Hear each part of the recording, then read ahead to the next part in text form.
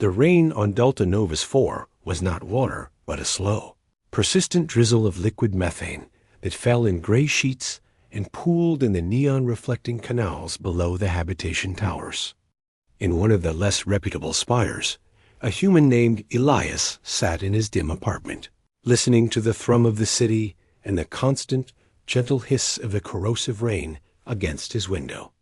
He was mending a faulty ionic coupler, his hands steady, his world small and quiet. The war, the great conflict between the Galactic Accord and the Cathar Imperium, was a distant thunder he tried hard to ignore. A sound cut through the white noise, abrupt and alien. Not the buzz of a COM panel, but a heavy, resonant thud. Then another. Someone was knocking on his reinforced door. Not politely. Not with a mechanical chime. With what sounded like a fist. Elias set down his tools, his pulse quickening. Unscheduled visits in this sector were never good. He moved to the door, disengaging the lock with a soft click. The door slid open with a whisper. He had seen Cathar before, but only in newsfeeds or from a great distance. They were the stuff of nightmares for Accord citizens. 8 feet tall, bipedal, with thick, chitinous plates of natural armor the color of burnt charcoal. Their faces were a complex arrangement of bony ridges and deep-set, multifaceted eyes that glittered with cold intelligence. This one filled the entire doorway, droplets of methane rain sizzling on its broad shoulders. In one hand it held not a weapon, but a simple sealed cylinder of dark metal. The smell of ozone and strange spices washed into the room. Elias froze, every instinct screaming to slam the door, to reach for the stunner he did not own. The Cathar were renowned warriors, merciless and efficient. This one had found his home. The Cathar did not move to enter. It tilted its massive head, the facets of its eyes catching the apartment's low light. When it spoke, the voice was a deep synthesized rumble from a translator unit embedded in its chest plate. The words were formal, precise, and utterly disarming. You are the artisan Elias, repairer of non-standard machinery. It was not a question. Elias managed a stiff nod, his throat tight. I am called Grath. The name was a guttural click in its native tongue, softened only slightly by the translator. I have come with a request. May I enter? The rain damages your corridor.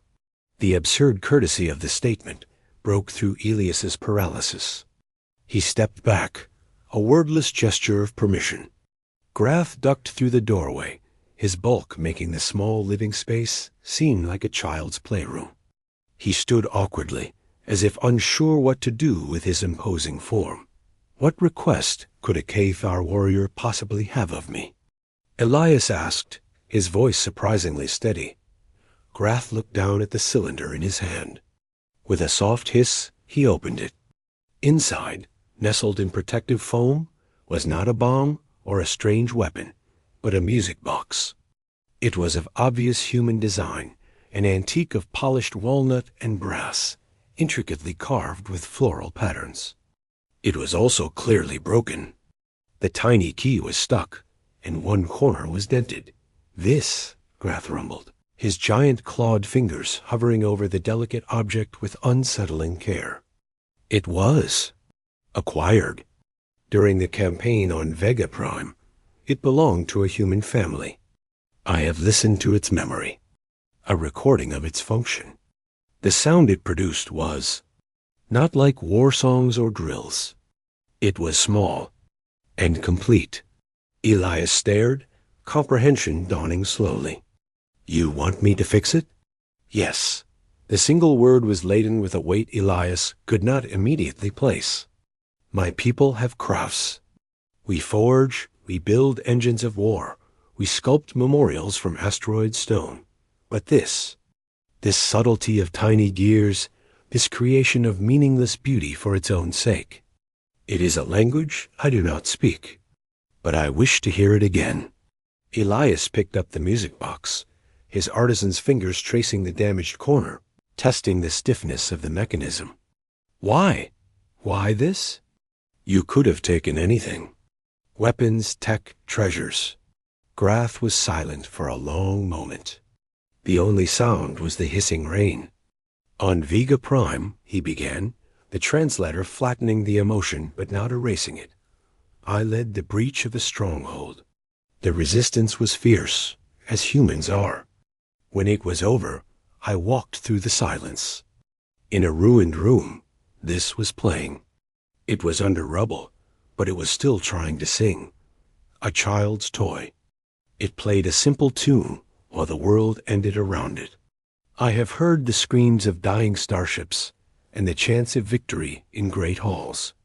This small sound, it defied them all. It asked for nothing. It simply was. I kept it. He looked at Elias, the facets of his eyes seeming to soften. My people see strength only in power, in conquest.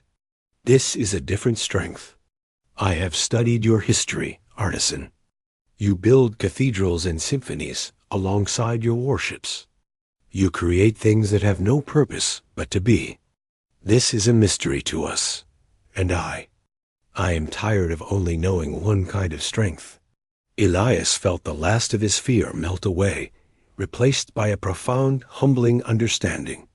This dreaded warrior had not come for conquest or death. He had come as a pilgrim, seeking an artifact from a foreign land of the spirit. I can fix it, Elias said, and it felt like a vow. The work took 3 days. Grath returned each evening, a silent giant in the corner of the workshop, watching as Elias, under magnification, painstakingly straightened a bent cam, replaced a minuscule spring forged from a spare filament, and polished the brass cylinder pins. They spoke little. Elias explained the mechanics. Grath listened with the intensity of a scholar. On the 3rd evening, the work was done. The dent was smooth, the wood polished, the mechanism oiled and perfect. Elias held it up. It's ready. Grath leaned forward, a tremor in his massive frame. Please. Elias placed the box on the table and turned the key. It clicked smoothly 7 times. He let go. The mechanism whirred to life. A simple, clear melody filled the small room, the notes tinkling like glass bells. It was a lullaby, old and sweet, a thread of pure, undiluted peace winding through the chemical air of Delta Novus 4. Grath did not move. He stood as if turned to stone. Then, slowly, he lowered his head. A single drop, thick and clear, fell from beneath his bony brow ridge and struck the floor plate with a soft tap. It was not rain. The music played on, winding through its brief, perfect cycle before slowing to a stop. The silence that followed was different. It was not empty. You have given me a great thing, Grath said, his voice a low vibration. You have shown me the craft behind the beauty. This is a gift my people have forgotten how to give. It's just a music box, Elias said softly. No, Grath corrected. It is a key to a room in the universe I did not know was there. He carefully took the box, holding it as if it were a star child. I must return to my ship. The war continues. Elias nodded. There were no offers of friendship, no promises to meet again. They were from worlds still at war. But something had passed between them that no treaty could ever capture. At the door, Grath paused. When they tell stories of my people, artisan, they will speak only of fear.